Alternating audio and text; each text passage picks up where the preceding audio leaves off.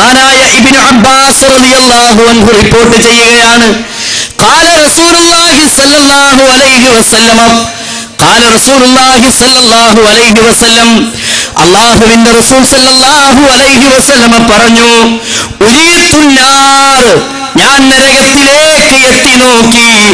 ആ സമയത്ത് ഫഇദാ അക്സറു അഹ്ലിഹൻ നിസാ, പെണ്ണുങ്ങളെയാണ് ഞാൻ കൂടുതൽ നരകത്തിൽ കണ്ടത്. കൃത്യമായി മനസ്സിലാക്കണം സഹോദരിമാര്, സ്ത്രീകളെയാണ് ഞാൻ നരകത്തിൽ കൂടുതൽ കണ്ടത്. എങ്ങനത്തെ സ്ത്രീകളെന്നറിയുമോ? യക്ഫുർന, നിഷേധികളായ തള്ളിക്കളയുന്ന നിഷേധികളായ സ്ത്രീകളെ. അപ്പൊ സ്വഹാബികൾ ചോദിക്കുകയാണ് അല്ലാഹുവിന്റെ റസൂലിനോട്, അല്ലാഹുവിന്റെ റസൂലേ, അയക്ഫുർന ബില്ലാഹി യാ റസൂലല്ലാഹ്, അല്ലാഹുവിന്റെ റസൂലേ, അവർ അല്ലാഹുവിനെയാണോ നിഷേധിച്ചത്? അല്ലാഹുവിനെയാണോ അവർ തള്ളിക്കളഞ്ഞത്? ഖാല റസൂലുള്ളാഹി സ്വല്ലല്ലാഹു അലൈഹി വസല്ലം പറഞ്ഞു, യക്ഫുർനൽ അശീറ വയക്ഫുർനൽ ഇഹ്സാന. യക്ഫുർനൽ അശീറ, ഭർത്താവ് ചെയ്തു കൊടുത്ത നന്മയെ തള്ളിക്കളഞ്ഞവരാണ്. മാത്രമല്ല വയക്ഫുർനൽ അശീറ, ഭർത്താവിനോട് നന്ദികെട്ട വർത്തമാനം പറഞ്ഞു. വയക്ഫുർനൽ ഇഹ്സാന, ഭർത്താവ് ചെയ്തു കൊടുത്ത നന്മയെ തള്ളിപ്പറഞ്ഞവരാണ്. രണ്ട് കാര്യമാണ് അവർ നരകത്ത് പോകാനുള്ള കാര്യം റസൂലുള്ള പ്രധാനമായി എടുത്തു പറഞ്ഞത്. ഒരു കുടുംബത്തിലെ പെണ്ണെ നരകത്തിൽ പോകാനുള്ള ഈ കാര്യങ്ങൾ ഈ ഹദീസിൽ വിശദീകരിച്ച രണ്ടെണ്ണം. ഒന്ന്, യക്ഫുർനൽ അശീറ, ഭർത്താവ് ചെയ്തു കൊടുത്ത നന്മയെ, ഭർത്താവ് ചെയ്തു കൊടുത്ത കാര്യങ്ങളെ നന്ദികേട് കാണിക്കുന്ന, ഭർത്താവിനോട് നന്ദി കെട്ട വർത്തമാനം പറയാ. അതായത് രാവിലെ ഭർത്താവ് വീട്ടിൽ നിന്ന് ഇറങ്ങുമ്പോ ഒരു പർദ്ദ കൊണ്ടുവരാൻ വേണ്ടി ആവശ്യപ്പെട്ടു, അല്ലെങ്കിൽ ഒരു ചുരിദാർ കൊണ്ടുവരാൻ വേണ്ടി ആവശ്യപ്പെട്ടു, ഒരു വസ്ത്രം കൊണ്ടുവരാൻ വേണ്ടി ആവശ്യപ്പെട്ടു. ഭർത്താവ് വൈകുന്നേരം വന്നപ്പോ വസ്ത്രമില്ല, കയ്യിൽ പണമില്ലാത്തതുകൊണ്ട് അദ്ദേഹം വാങ്ങിയില്ല. എന്തു ചെയ്യും സഹോദരങ്ങളെ? ഭാര്യ ഉടനെ പറഞ്ഞു, അല്ലെങ്കിൽ കല്യാണം കഴിഞ്ഞിട്ട് നിങ്ങൾ എന്ത് ഉപകാരമാണ് എനിക്ക് ചെയ്തിട്ടുള്ളത്? നോക്കി, നിങ്ങൾ 10-30 കൊല്ലമായി കല്യാണം കഴിഞ്ഞിട്ട്, അതുവരെ ചെയ്ത എല്ലാ കാര്യങ്ങളും തള്ളിക്കളഞ്ഞു. ഈ രൂപത്തിൽ നിഷേധിക്കുന്ന വർത്തമാനം പറയുന്ന പെണ്ണ്, നന്ദി കെട്ട വർത്തമാനം പറയുന്ന പെണ്ണ്, ആ പെണ്ണ് നരകത്തിലെ പ്രവേശിക്കൂ, അവൾക്ക് സ്വർഗം നേടാൻ കഴിയില്ല. മാത്രമല്ല അല്ലാഹുവിന്റെ റസൂൽ സല്ലല്ലാഹു അലൈഹി വസല്ലം പറഞ്ഞു, വയക്ഫുർനൽ ഇഹ്സാന, ഭർത്താവ് ചെയ്തു കൊടുത്ത നന്മയെ തള്ളിപ്പറയുന്നവളാണ്. ഭർത്താവ് ചെയ്തു കൊടുത്ത നന്മ എങ്ങനെ സഹോദരങ്ങളെ തള്ളിപ്പറയാ? ഭർത്താവ് ഇഷ്ടപ്പെട്ട് നല്ല കളറുള്ള ഒരു മുഖമക്കന അവൾക്ക് വാങ്ങിക്കൊടുന്നപ്പോ ഭർത്താവ് പറഞ്ഞത്, എനിക്ക് നല്ലൊരു സാധനം വാങ്ങിക്കൊടുന്നാണ്, ഇത് നോക്ക്. അവളിങ്ങനെ തുറന്നു നോക്കി, ഇതാ പങ്ങൾക്ക് കിട്ടിയേ. ഈ ഒരൊറ്റ വർത്താനം മതി പെണ്ണുങ്ങൾക്ക് നരകത്ത് പോകാൻ. ഈ ഒരൊറ്റ വർത്താനം മതി പെണ്ണുങ്ങൾ നരകത്ത് പോകാൻ. മനസ്സിലായോ? ഭർത്താവിനെ തള്ളിക്കളയുന്ന, ഭർത്താവ് ചെയ്തു കൊടുത്ത നന്മയെ തള്ളിപ്പറഞ്ഞാൽ സഹോദരങ്ങളെ ആ പെണ്ണ് നരകത്തിൽ പ്രവേശിക്കുമെന്ന് റസൂലുള്ളാഹി സ്വല്ലല്ലാഹു അലൈഹി വസല്ലം പറഞ്ഞു. അല്ലേ? ചിരിച്ചു തള്ളേണ്ടവരല്ല നമ്മൾ. ഇത് ഗൗരവത്തോടു കൂടി ആലോചിക്കേണ്ടതാ. നമുക്ക് നമ്മുടെ സ്വർഗം നഷ്ടപ്പെടുന്ന വിഷയങ്ങളാ അല്ലാഹുവിന്റെ റസൂൽ സല്ലല്ലാഹു അലൈഹി വസല്ലം പഠിപ്പിച്ചു. അല്ലേ? ഇനി നിങ്ങൾ നോക്കൂ, മഹാനായ അബൂ ത്വൽഹത്തുൽ അൻസാരിയുടെ ഭാര്യയെ അല്ലാഹുവിന്റെ റസൂൽ സല്ലല്ലാഹു അലൈഹി വസല്ലം പറഞ്ഞില്ലേ, അബൂ ത്വൽഹയുടെ ഭാര്യ സ്വർഗത്തിലാണ്. അബൂ ത്വൽഹയുടെ ഭാര്യയെ പോലെ ഒരു നല്ല ഭാര്യയെ ചരിത്രത്തിൽ കാണാൻ കഴിയുമോ സഹോദരങ്ങളെ? എന്താണെന്നറിയോ? മഹാനായ അബൂ ത്വൽഹത്തുൽ അൻസാരിയുടെ പിഞ്ചോമന അതാ രാവിലെ അദ്ദേഹം വീട്ടിൽ നിന്നിറങ്ങി അധ്വാനിക്കാൻ വേണ്ടി പുറപ്പെടുമ്പോ ആ കുട്ടി അസുഖം ബാധിച്ച് കിടപ്പിലാണ്. വൈകുന്നേരം വീട്ടിലേക്ക് മടങ്ങി വന്നപ്പോൾ ഭാര്യതാ ഉമ്മരത്ത് ആ വീട്ടിന്റെ മുൻഭാഗത്ത് പുഞ്ചിരിച്ചുകൊണ്ട് ഭർത്താവിനെ സ്വീകരിക്കാൻ നിൽക്കുന്നു. ഭർത്താവ് ചോദിച്ചു, അബൂ ത്വൽഹ ചോദിച്ചു ഭാര്യയോട്, എന്താ കുഞ്ഞിന്റെ അവസ്ഥ, അസുഖമൊക്കെ മാറിയോ? ഭാര്യ പറഞ്ഞു, പഴയതിനേക്കാൾ എത്രയോ നല്ല ഉഷാറായിട്ട് പുറങ്ങാണ്. സഹോദരങ്ങളെ, ആ കുട്ടി മരിച്ചിട്ടുണ്ട്. കയറി വരുന്ന ഭർത്താവിനോട് ബേജാറാകുന്നൊരു വർത്തമാനം പറയരുതെന്നല്ലോ എന്ന് കരുതിയിട്ടാണ്, വർത്തമാനം പറയരുതല്ലോ എന്ന് കരുതി ആ ഭാര്യ പറഞ്ഞു, പഴയതിനേക്കാൾ ഉഷാറായി ഉറങ്ങാണ്. നന്നായിട്ട് ഇപ്പൊ ഒരു കുഴപ്പമില്ല എന്ന് പറഞ്ഞു ഭർത്താവിനെ സ്വീകരിച്ച് ഭർത്താവിന് വേണ്ടതൊക്കെ ചെയ്തു കൊടുത്ത് അല്ലെ അവരുടെ സന്തോഷങ്ങൾ പങ്കിട്ടുകൊണ്ടിരിക്കുമ്പോ സഹോദരങ്ങളെ ഭാര്യതാ ഭർത്താവിനോട് അബൂതൽഹയോട് പറയുകയാണ്, അബൂതൽഹ നോക്കൂ നിങ്ങൾ, എന്റെ പ്രിയപ്പെട്ട ഭർത്താവേ, ഇതാ അല്ലാഹു നമുക്കൊരു അനുഗ്രഹം തന്നാൽ അതിന്റെ സമയമാകുമ്പോൾ റബ്ബ് തിരിച്ചെടുക്കണ്ടേ? അല്ല തിരിച്ചെടുക്കണ്ടേ? ആ സമയമാകുമ്പോൾ തിരിച്ചെടുക്കണ്ടേ? ആ തിരിച്ചെടുക്കണം. നമ്മളൊരാളിൽ നിന്ന് കടം വാങ്ങിയാൽ ആ വാങ്ങിയ കടം അതിന്റെ സമയമെത്തുമ്പോൾ തിരിച്ചു കൊടുക്കണ്ടേ? അതേ തിരിച്ചു കൊടുക്കണം. എന്നാൽ അള്ളാഹു നമുക്ക് തന്ന അനുഗ്രഹമായ നമ്മുടെ കുഞ്ഞിനെ അല്ല തിരിച്ചെടുത്തിരിക്കുന്നു. നോക്കൂ നിങ്ങൾ, സമാധാനത്തോടുകൂടി ആ കുഞ്ഞ് മരിച്ച വേളയിൽ പോലും ക്ഷമയോടുകൂടി നിയന്ത്രിച്ചുകൊണ്ട് ഭർത്താവിനെ ബേജാറാക്കാതെ സംസാരിക്കുന്ന ഒരു ഭാര്യയെ ചരിത്രത്തിൽ നമുക്ക് കാണാൻ സാധിക്കുന്നുവെങ്കിൽ അബൂ തുൽഹത്തുൽ അൻസാരി പരാതിയുമായി ചെന്നു. അബൂ തുൽഹത്തുൽ അൻസാരി പരാതിയുമായി ചെല്ലുകയാണ്. സഹോദരങ്ങളെ, പരാതി പറയുന്ന അബൂ തൽഹ റസൂലുള്ളാഹിനോട് പറയുകയാണ്, യാ റസൂലല്ലാഹ്, അല്ലാഹുവിന്റെ റസൂലേ, എന്റെ ഭാര്യ ഇങ്ങനെ ചെയ്തു നബിയേ, എന്റെ കുഞ്ഞ് മരിച്ചിട്ട് അവൾ എന്നോട് പറഞ്ഞില്ല റസൂലേ, എന്നോട് പറഞ്ഞില്ല, എനിക്ക് വേണ്ടി എല്ലാം ചെയ്തു തന്ന് അവസാനമാണ് റസൂലേ അവൾ എന്നോട് പറഞ്ഞത്. ഇങ്ങനെ സഹോദരങ്ങളെ സൂചിപ്പിക്കുന്ന ഒരു ഭാര്യയെ സംബന്ധിച്ച് അബൂ തുൽഹത്തുൽ അൻസാരി പറയുമ്പോൾ നബി സല്ലല്ലാഹു അലൈഹി വസല്ലമ പറഞ്ഞത് എന്താ? സ്വർഗം നേടാൻ അല്ലേ? ആ ഭാര്യ അബൂ തുൽഹ, എത്രയോ ക്ഷമാലുവായ നിന്റെ ഭാര്യ സ്വർഗത്തിലാണ്, അവൾ സ്വർഗത്തിലാണ്, അവളെ പോലെ നല്ല ഒരു ഭാര്യയെ ഈ ചരിത്രത്തിൽ നമുക്ക് കാണാൻ കഴിയില്ല. സഹോദരങ്ങളെ, ആ സ്വഹാബി വനിതകളുടെ ജീവിതമാണ് സഹോദരിമാരെ നമ്മൾ ഏറ്റെടുക്കേണ്ടത്. വീട്ടിലേക്ക് പ്രയാസത്തോടെ കടന്നു വരുന്ന ഭർത്താവിനെ സമാധാനത്തോടു കൂടി സ്വീകരിക്കുന്ന ഒരു മനസ്സ് നമുക്കുണ്ടോ?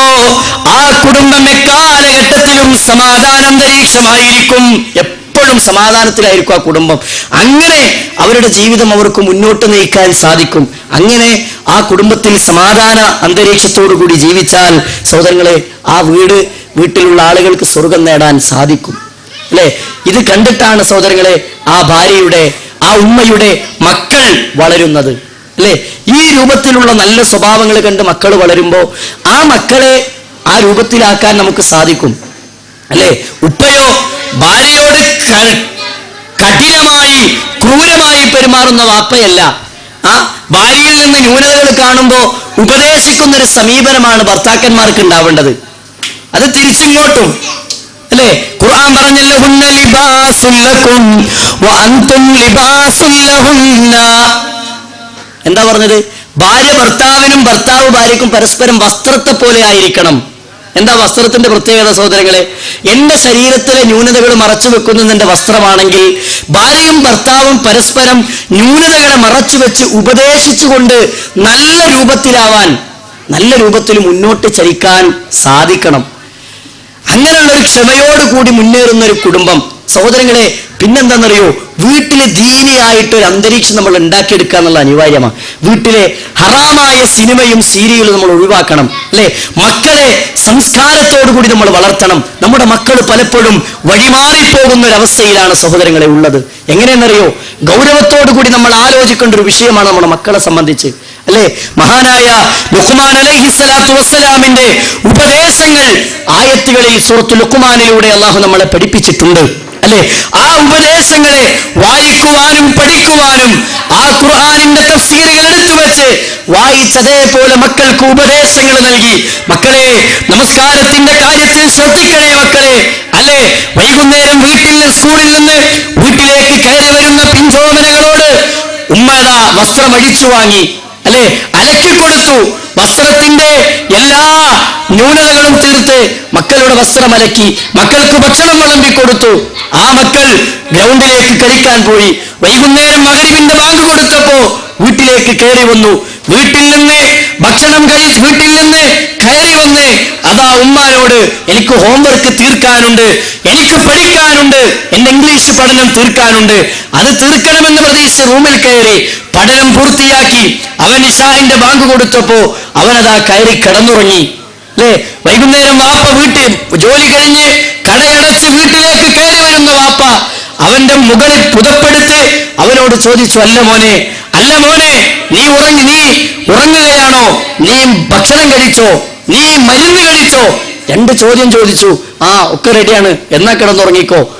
ഇതാണോ സഹോദരങ്ങളെ ഒരു ദീനിയായിട്ടുള്ള സ്വർഗത്തെ ലക്ഷ്യം വെച്ച് ജീവിക്കുന്ന ഒരു കുടുംബത്തിന്റെ അവസ്ഥ? അതല്ല, മറിച്ച് വീട്ടിലേക്ക് കടന്നു വരുന്ന മക്കളോട് മക്കളെ നമസ്കരിച്ചോ എന്നൊരു ചോദ്യം ഉമ്മാക്ക് ചോദിക്കാനുണ്ട്. അല്ലെ? ഇതാണ് സഹോദരങ്ങളെ സഹാബികളുടെ ജീവിതത്തിൽ നമുക്ക് പഠിക്കാനുള്ള സംഭവങ്ങൾ. അല്ലെ? എവിടുന്ന് എന്താണ് നമ്മുടെ കുഞ്ഞിന്റെ കയ്യിൽ സാധാരണ ഇല്ലാത്തൊരു സംഭവം നമ്മൾ കണ്ടാൽ ആ കുഞ്ഞിനോട് മോനെ ഇത് എവിടുന്നാ എന്നൊരു ചോദ്യം ചോദിക്കാൻ, അന്യന്റെ മുതലാണോ എന്ന് ചോദിക്കാൻ പലപ്പോഴും നമ്മൾ മറന്നു പോകാറുണ്ട്. നമ്മൾ പറയും ചെറിയ കുട്ടിയല്ലേ, അല്ലെ? ചെറിയ കുട്ടിയല്ലേ. അള്ളാഹുവിന്റെ റസൂലുള്ളാഹിന്റെ പള്ളിയിൽ നിന്നതാ ഒരു സഹാബി എഴുന്നേറ്റ് പോവുകയാണ്.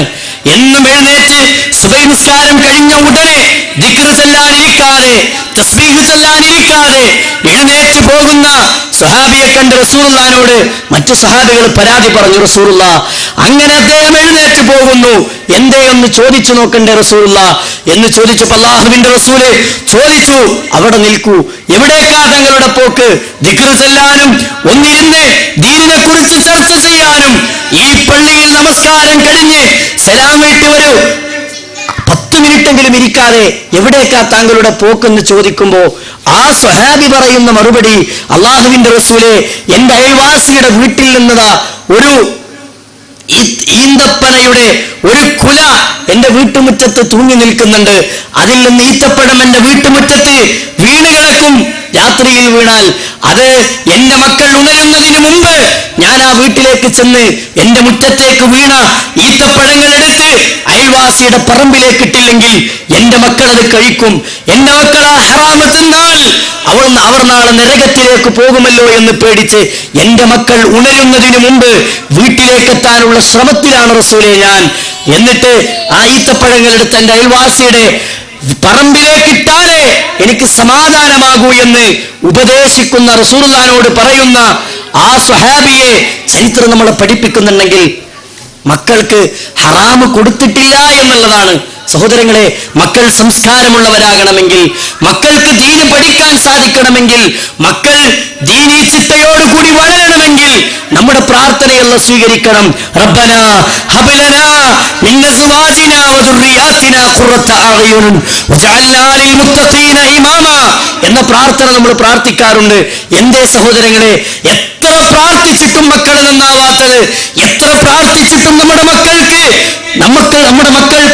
മക്കളിൽ നിന്നൊരു കൺകുളിർമ ലഭിക്കാത്തതെന്തേ? നമുക്ക് പലപ്പോഴും ആശങ്കയാണ്, നമ്മുടെ മനസ്സിൽ പലപ്പോഴും സങ്കടമാണ്. എന്തേ സഹോദരങ്ങളെ? ചോദിച്ചാൽ നമുക്ക് പറയാനുണ്ട്. എന്ത് സഹോദരങ്ങളെ? ഹറാമാണ് മക്കൾക്ക് തിന്നാൻ കൊടുത്തത്, ഹറാമാണ് മക്കൾ തിന്നുന്നത്, ഹറാമാണ് ഭാര്യയും ഭർത്താവും തിന്നുന്നത്. അങ്ങനെ ഹറാമ് ഭക്ഷിക്കുന്ന ഒരു വീട്ടില് ഒരിക്കലും ദീനിയായിട്ടൊരു അന്തരീക്ഷം ഉണ്ടാക്കിയെടുക്കാൻ കഴിയില്ല. നമുക്ക് ആ സ്വർഗം നേടാൻ നമുക്ക് സാധിക്കില്ല എന്നുള്ളതാണ് അല്ലാഹുവിന്റെ റസൂൽ സല്ലല്ലാഹു അലൈഹി വസല്ലം പഠിപ്പിച്ചല്ലോ. വീട്ടിലെ നല്ല ഒരു അവസ്ഥ ഉണ്ടാവണമെങ്കിൽ നമ്മുടെ പ്രാർത്ഥന അല്ലാഹു സ്വീകരിക്കണം. അല്ലേ?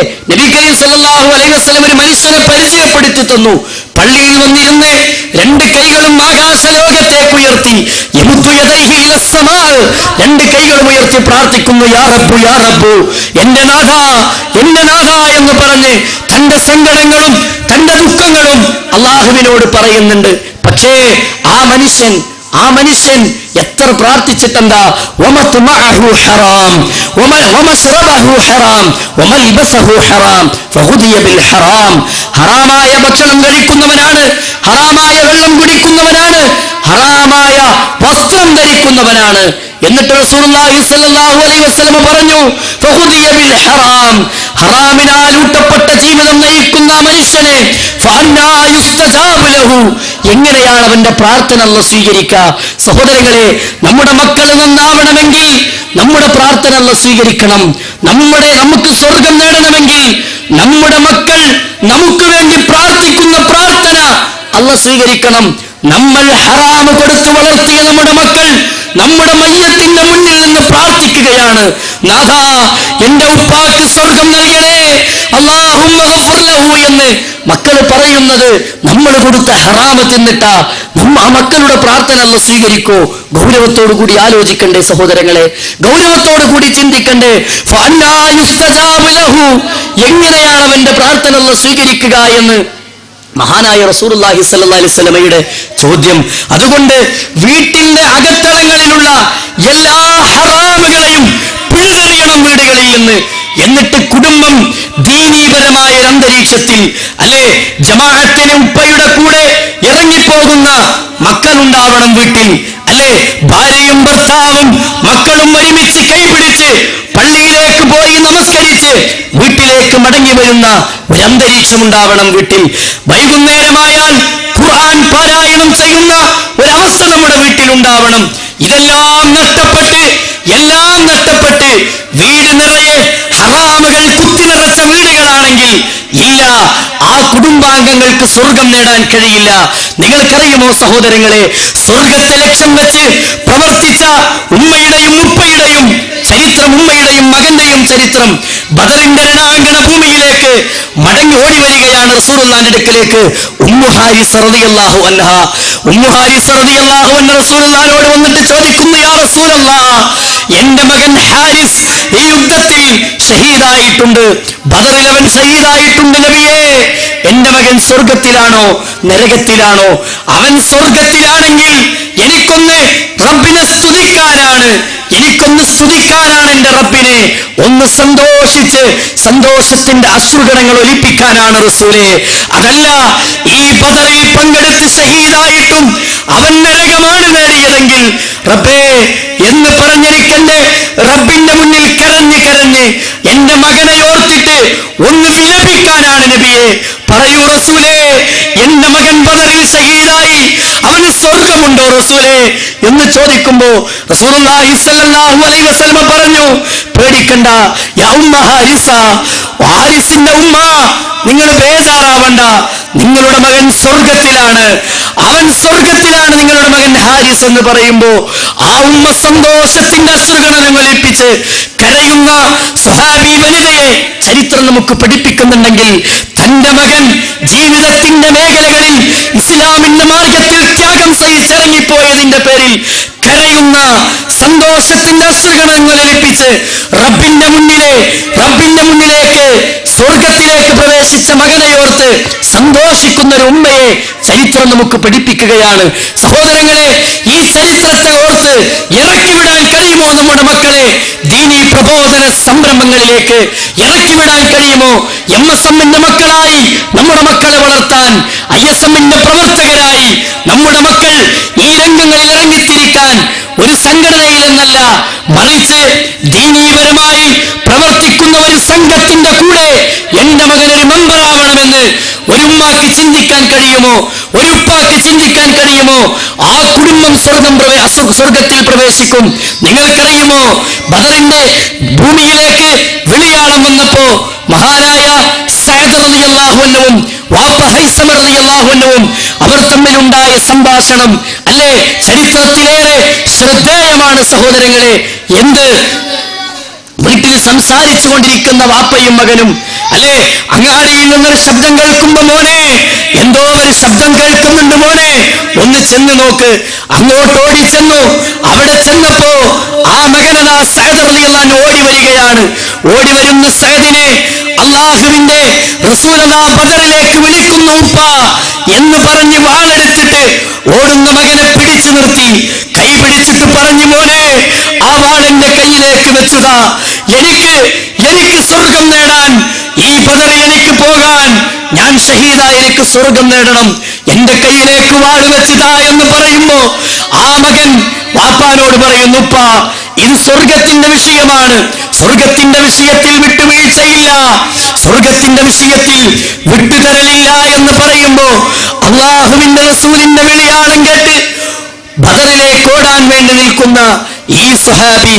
സഹോദരങ്ങളെ, എന്താ നമുക്ക് ഈ ചരിത്രം പഠിപ്പിക്കുന്നത്? വാപ്പയും മകനും തർക്കത്തില. എന്താ തർക്കമെന്നറിയുമോ?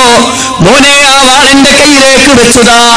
മകൻ പറയുന്നു, ഉപ്പ, ഇത് സ്വർഗത്തിന്റെ വിഷയമാണ്, ഞാൻ വിട്ടുതരില്ല ഉപ്പ, സ്വർഗത്തിന്റെ കാര്യമാണ്, ഞാൻ വിട്ടുതരില്ല എന്ന് പറയുമ്പോ അതാ വാപ്പ പറയുന്നു, മോനെ, എനിക്ക് വാർദ്ധക്യമായില്ല മോനെ, എന്റെ ശരീരത്തിലെ എന്റെ തൊലികൾ ചുക്കിച്ചുളിയാൻ തുടങ്ങി, എന്റെ കണ്ണിന്റെ കാഴ്ചകൾ നഷ്ടപ്പെട്ടു പോകാൻ തുടങ്ങി എന്ന് പറയുമ്പോ അല്ലാഹുവിന്റെ റസൂലിന്റെ മുന്നിലേക്ക് ബദറിലേക്ക് ഓടുന്ന സ്വഹാബി അല്ലേ, വാപ്പാനോട് പറഞ്ഞു സ്വർഗത്തിന്റെ വിഷയത്തിൽ വിട്ടുവീഴ്ചല്ല, നറുക്കിട്ടു. നറുക്കിയൊരു ബദറിന് നോക്കൂ, ആ സ്വഹാബി സഅദ് റളിയല്ലാഹുവിന് നറുക്ക് വീണു. സഅദ് റളിയല്ലാഹുവിന് പോയി യുദ്ധഭൂമിയിലേക്ക് ചെന്നു അല്ലെ, യുദ്ധഭൂമിയിൽ ചെന്ന് അവിടെ ഷഹീദായി. സഹോദരങ്ങളെ, ഉഹദിലേക്ക് പോകുന്നു വാപ്പ ഉഹദിലേക്ക് പോയി റസൂലുള്ളാഹിനോട് പറഞ്ഞു, നബിയെ, എന്റെ മകൻ എന്നെ സ്വർഗത്തിൽ നിന്ന് വിളിച്ചതായി എനിക്ക് സ്വപ്നം കണ്ടു റസൂലേ, അതുകൊണ്ട് എനിക്ക് വേണം യാ റസൂലല്ലാഹ്, എന്നെ ഈ ഉഹദിൽ എന്നെ അനുവദിക്കണമെന്ന് പറയുമ്പോ ആ ഒരു രംഗം സഹോദരങ്ങളെ, അങ്ങനെ വാപ്പയും മകനും ദീനിന്റെ വിഷയത്തിൽ തർക്കിക്കുകയാണ്. പലപ്പോഴും പറമ്പിന്റെ കാര്യത്തിൽ തർക്കിച്ചവരാ നമ്മള്, കച്ചവടത്തിന്റെ വിഷയത്തിൽ തർക്കിച്ചവരാ നമ്മള്. സ്വർഗത്തിനു വേണ്ടി പരസ്പരം മത്സരിച്ച വാപ്പയെയും മകനെയും ചരിത്രം നമുക്ക് പഠിപ്പിച്ചു തരുന്നുണ്ട്. അതുകൊണ്ട് ആലോചിക്കുക സഹോദരങ്ങളെ, ചിന്തിക്കുക, നമുക്ക് സ്വർഗം നേടാൻ കഴിയുമോ എന്ന് ഗൗരവത്തോടു കൂടി ആലോചിക്കണം, ഗൗരവത്തോടു കൂടി ചിന്തിക്കണം. മഹാനായ പ്രവാചകൻ സല്ലല്ലാഹു അലൈഹി വസല്ലമ നമുക്ക് പഠിപ്പിച്ചു തന്നിട്ടുണ്ട്, മഹാനായ റസൂലുള്ളാഹി സല്ലല്ലാഹു അലൈഹി വസല്ലമ പഠിപ്പിച്ചു തന്നിട്ടുണ്ട്. അതുകൊണ്ട് സഹോദരങ്ങളെ, നമ്മൾ മനസ്സിലാക്കുക, നമ്മുടെ ജീവിതത്തിന്റെ മേഖലകളിൽ സ്വർഗത്തിനു വേണ്ടി പ്രവർത്തിക്കുന്ന കുടുംബാംഗങ്ങളായി മാറണം.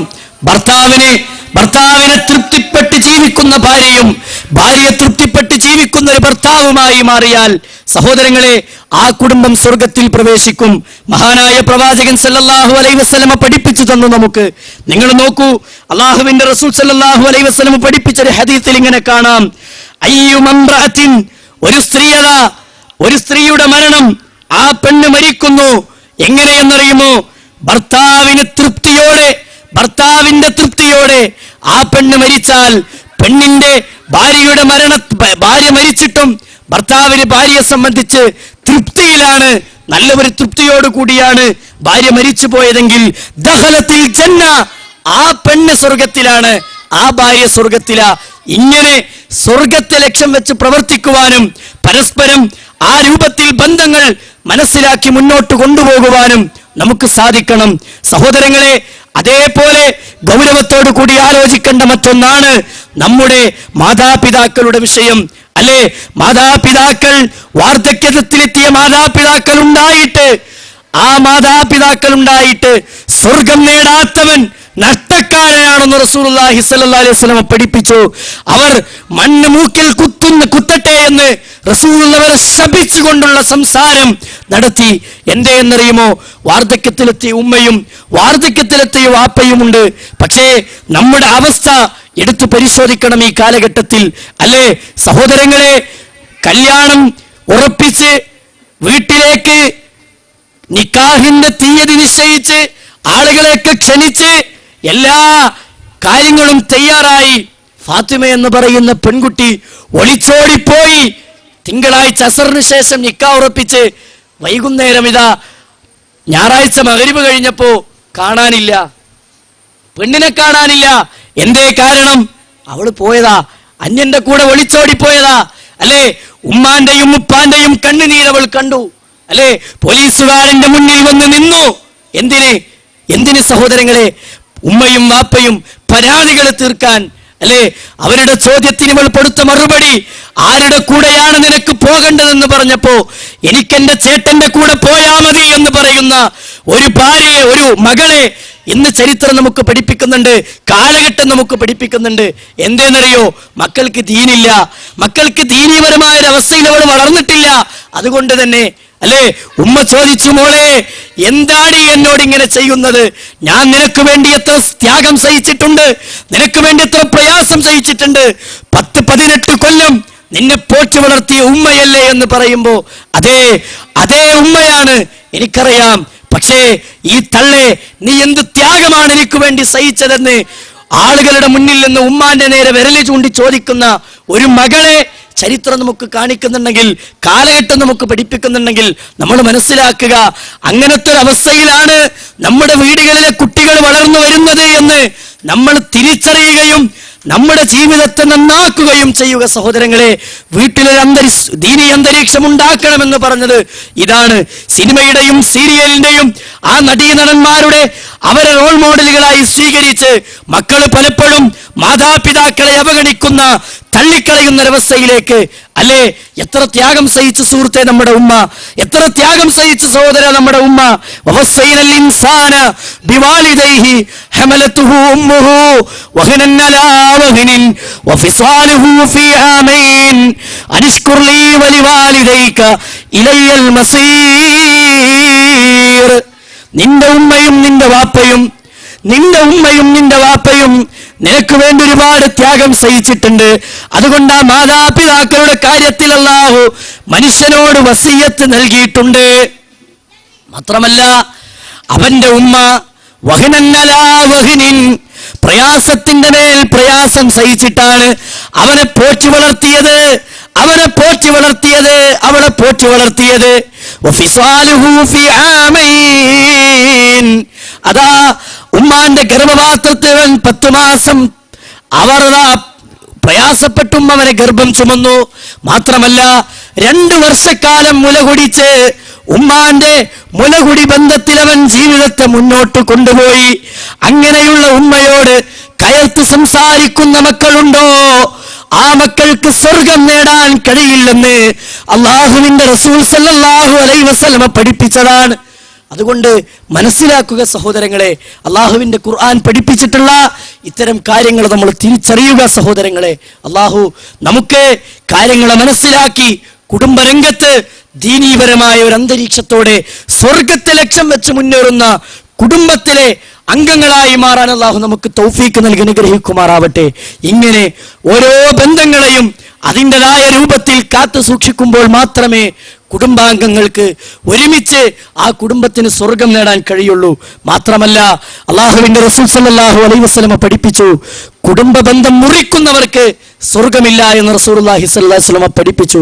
ലാ യദ്ഖുലുൽ ജന്നത ഖാതിഉർ റഹ്മ, കുടുംബബന്ധം മുറിച്ചവർ സ്വർഗത്തിൽ പ്രവേശിക്കുകയില്ല.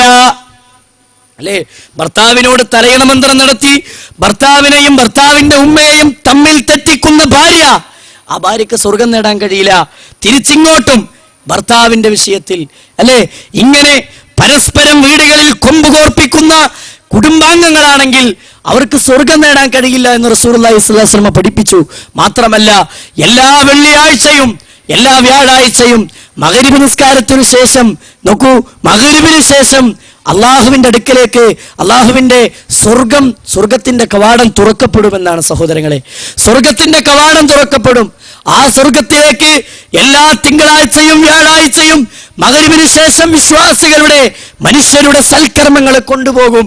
ആ കൊണ്ടുപോകുന്ന സൽക്കർമ്മങ്ങൾ എല്ലാം അള്ളാഹു സ്വീകരിക്കും. പക്ഷേ ഒരു വിഭാഗത്തിൻ്റെത് അള്ളാഹ് സ്വീകരിക്കുകയില്ല. എനിക്ക് വേണ്ട എന്ന് പറയും. തിരിച്ചു പറഞ്ഞേക്കാൻ എന്തേ കാരണം?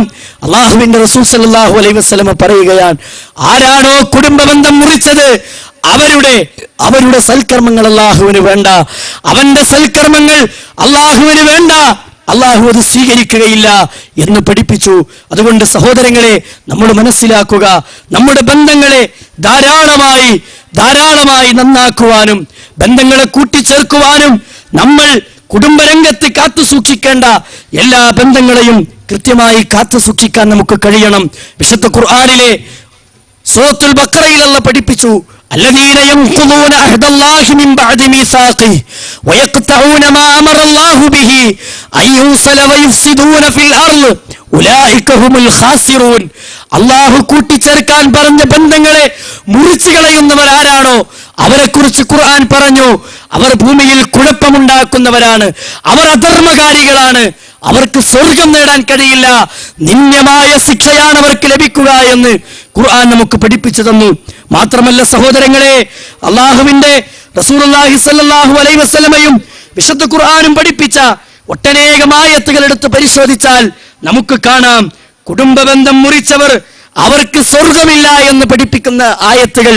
മാത്രമല്ല, മുനാഫിക്കുകളെ എണ്ണി പഠിപ്പിച്ചപ്പോൾ, കപടവിശ്വാസികളെ എണ്ണിയപ്പോൾ, കുടുംബബന്ധം മുറിക്കുന്നവരെ കൂട്ടത്തിൽ അല്ലാഹു വിശുദ്ധ ഖുർആനിലൂടെ എണ്ണി പഠിപ്പിച്ചിട്ടുണ്ട്. ഇങ്ങനെ കുടുംബബന്ധം മുറിക്കുന്നവർക്ക് നരകമാണ് എന്ന് പഠിപ്പിച്ചിട്ടുണ്ട്. അതുകൊണ്ട് നമ്മൾ മനസ്സിലാക്കുക, ബന്ധങ്ങളെ കൂട്ടിച്ചേർക്കുവാനും ആദർശത്തിന്റെ വിഷയത്തിൽ ഉറച്ചു നിൽക്കുവാനും പരസ്പരം കുടുംബബന്ധത്തെ കൂട്ടിച്ചേർത്ത് സ്വർഗ്ഗത്തിന് വേണ്ടി ഒരുങ്ങി പുറപ്പെടുന്ന കുടുംബാംഗങ്ങളായി മാറാനും നമുക്ക് സാധിക്കേണ്ടതുണ്ട്. ഞാൻ എൻ്റെ വാക്കുകളെ ദീർഘിപ്പിച്ച് കൊണ്ടുപോവുകയല്ല. അല്ലാഹു സുബ്ഹാനഹു വ തആല പഠിപ്പിച്ച രൂപത്തിൽ കാര്യങ്ങളെ വിലയിരുത്തുകയും കാര്യങ്ങളെ മനസ്സിലാക്കുകയും ഒരുമിച്ച് ഒറ്റക്കെട്ടായി സ്വർഗത്തിനു വേണ്ടി പ്രവർത്തിക്കുന്ന കുടുംബത്തിലെ അംഗങ്ങളായി മാറുകയും ചെയ്യുക. അള്ളാഹു നമ്മെ അത്തരക്കാരിൽ ഉൾപ്പെടുത്തി അനുഗ്രഹിക്കുമാറാവട്ടെ. നമ്മളിൽ നിന്ന് വന്നുപോയ എല്ലാ തെറ്റുകുറ്റങ്ങളും അള്ളാഹു നമുക്ക് വിട്ടുപുറത്തു മാപ്പാക്കി തരുമാറാവട്ടെ. പ്രബോധന പ്രവർത്തന രംഗങ്ങളിൽ നമ്മളിലേക്ക് കടന്നു വരുന്ന എല്ലാ പ്രതിസന്ധികളെയും അള്ളാഹു നമ്മളിൽ നിന്ന് അകറ്റി തരുമാറാവട്ടെ. ഏത് പ്രതിസന്ധികളിലും ക്ഷമയോടുകൂടി കരുത്തോടുകൂടി മുന്നേറുവാനും അള്ളാഹു നമുക്ക് മനക്കരുത്തു നൽകി പ്രദാനം ചെയ്ത് അനുഗ്രഹിക്കുമാറാവട്ടെ.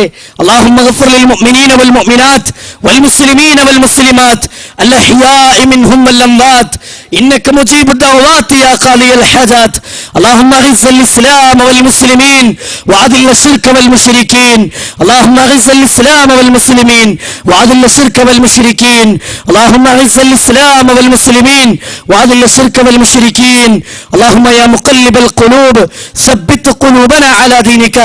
ربنا آتنا في الدنيا حسنة وفي الآخرة حسنة وقنا عذاب النار. آمين آمين برحمتك يا أرحم الراحمين. وآخر دعوانا أن الحمد لله رب العالمين. السلام عليكم ورحمة الله وبركاته.